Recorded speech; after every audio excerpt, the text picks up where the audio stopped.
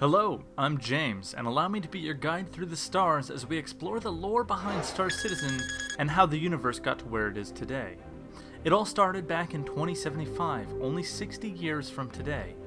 Robert Space Industries announces a breakthrough in quantum engine technology that will allow humanity to travel space with ease. Shortly after this announcement, they also announced that they have secured a patent for terraforming.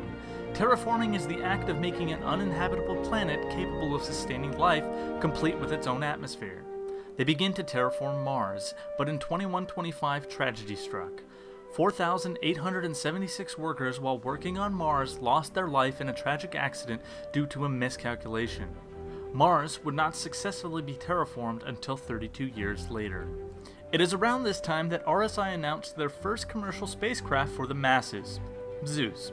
In 2214, RSI had yet another engine breakthrough allowing human crafts to travel at 1/10 the speed of light, or in other words, 18,628 miles per second.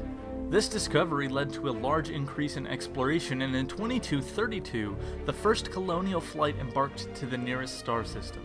After being put into stasis, the captain, crew, and thousands of volunteers disappeared into space, never to be heard from again. This area of space is deemed the Neso Triangle. Over the next 30 years, many ships vanish into the abyss, never to be heard from again. It is not until 2271 that Nick Croshaw discovered that the Neso Triangle is actually a jump point that allows humanity to jump extremely quickly between star systems. The first system colonized by humanity is named after this daring explorer as the Croshaw system. The discovery of jump points ushers in a new age of exploration. Humanity for the first time ever sets aside their differences and looks to the stars, expanding out into uncharted territory. Through this, the UNE, United Nations of Earth, is born. Fast forward 80 years into the future. It is 2438 and 36-year-old Vernon Tarr is looking for uncharted jump points in the Davian system. He has a blip on his radar. It startles him.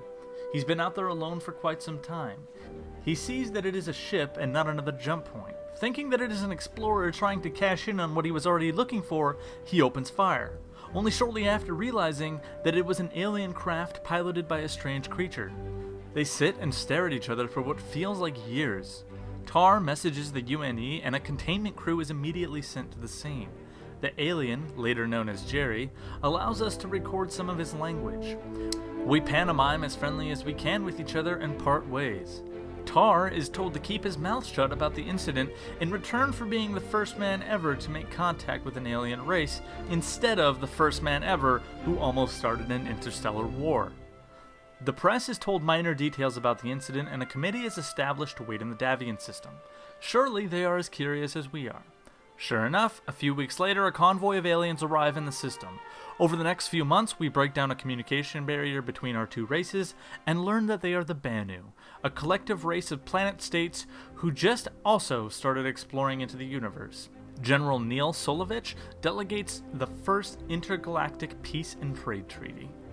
Over the next 100 years, humanity would expand into the universe, leaving behind Earth and staking claims on newly terraformed planets. By 2523, over 70% of humans lived off-world, and a new super-Earth nicknamed Terra had been started. They feel that they deserve equal representation in the UNE proceedings, and their government changes forms once again, becoming the United Planets of Earth, or UPE. The new government is run by a tribunal.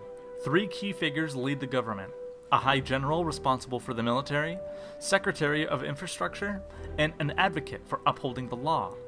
7 years later, in 2530, a small terraforming corporation by the name of Gaia Planet Services was attempting to terraform a small planet in a relatively unexplored system.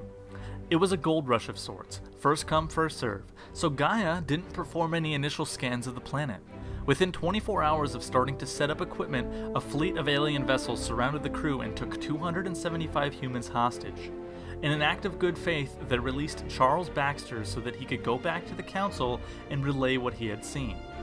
On the brink of military action, our two species are able to work out a communication device. They called themselves the Jean. They were upset about our invasion into their space and our reckless terraforming. Eventually, we came to an uneasy agreement, and the hostages were released. Though the UPE managed to avoid war, the relations with the Jean remained tense. This mutual suspicion leads to a cold war between our races that would last for over 250 years. As we wrap up this first half of the timeline, I leave you with a question. What do you think was the original fate of the colonization efforts lost in the Nesso Triangle? Is there a good chance that somebody will find a floating wreck deep in space with a bunch of human popsicles from 2232? Leave your comment down below, and be sure to tune in next time for episode 2. Thank you for watching.